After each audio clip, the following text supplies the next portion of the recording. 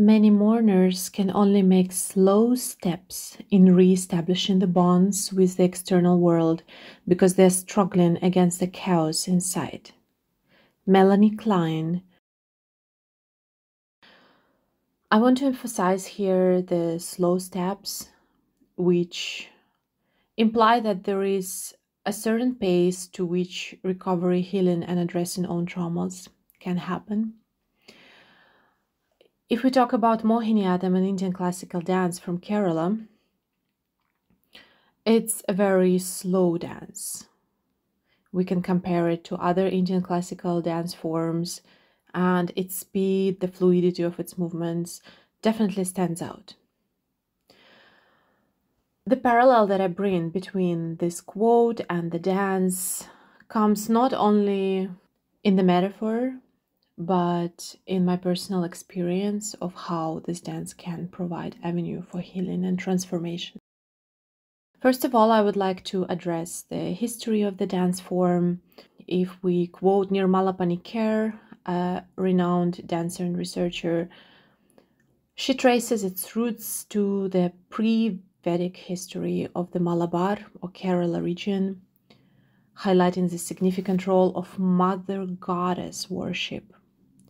So this very divine raw feminine, which is often symbolized as a snake in Kerala's cultural practices.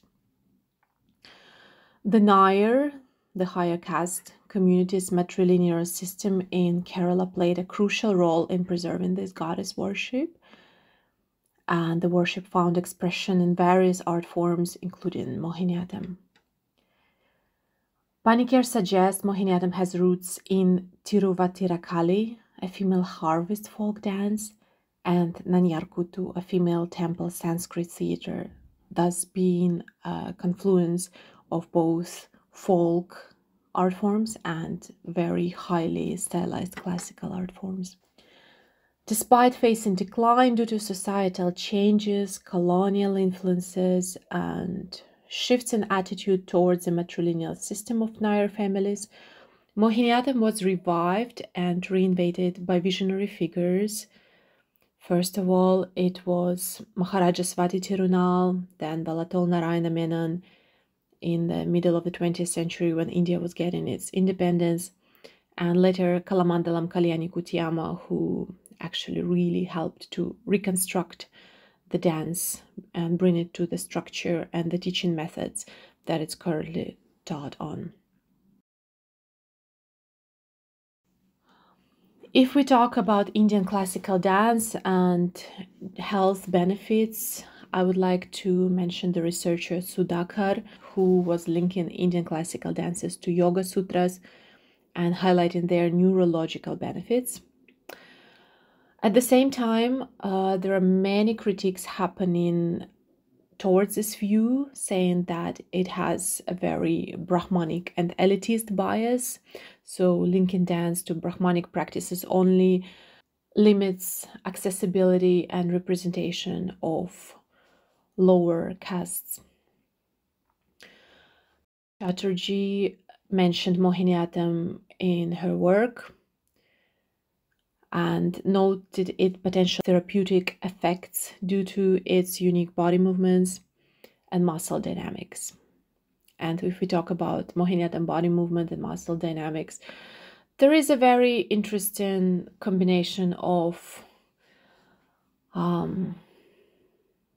contraction and relaxation because of the flow that is inherent in the dance, but we will talk about it a bit later. Menon in 2011 conducted a study on Mohiniyattam and concluded that it positively impacts women's mental health, memory, and cognitive functions, thereby empowering them. However, the study was also quite limited and did not get description of people's experiences. If we talk about Mohiniyattam,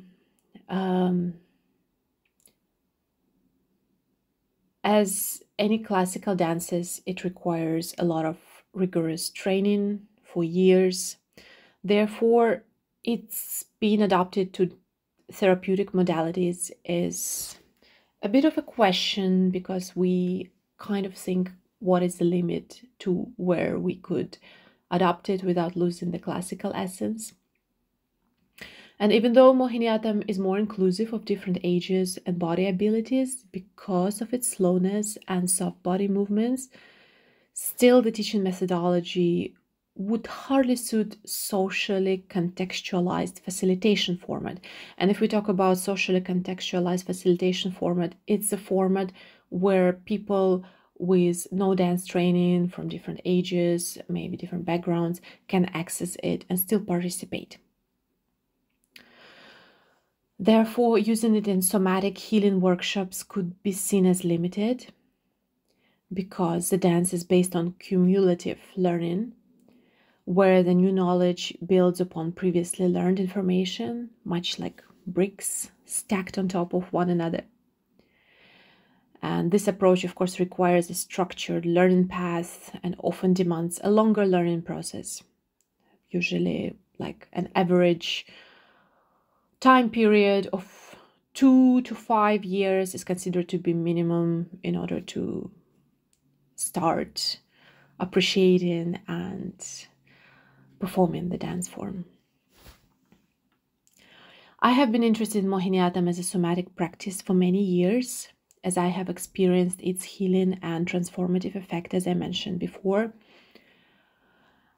I also conduct my research on its transformative potentials and have a very rich data from fieldwork for my anthropology thesis that suggests the same. Apart from teaching regular classes which are true to the sequential learning style of the art form, I have facilitated many workshops across different countries. I have taught in India, Belarus, Norway, France, and the UK. And there I utilize the dance elements in order to create the state of relaxation, emotional containment and processing, as well as social connection and active imagination. In my opinion, all these components are necessary for starting the process of healing, which needs to be evoked from within. Taking Mohiniyattam out of context, however, may be problematic as a form of a cultural appropriation. Therefore, during such workshops, I make a substantial emphasis on the history and role of Mohiniyattam in Kerala and introduce the community that bears the art form as their own. I feel it's very important, especially since I'm a foreigner. I need to always pay respect to the gurus that they were teaching me and to the people who have preserved this art form. There are a few elements of the dance that I have found especially effective in the social facilitation context. First of all, it's face exercises, or mukha sadakam, and navarasas, 9 emotions. I felt it allows people to learn expressiveness as a tool of communication in their emotional world. Many people struggle to express themselves or have hard time finding spaces for safe emotional expressions, because society very often puts a limit, or how to say, a ceiling to how much emotional expression is acceptable.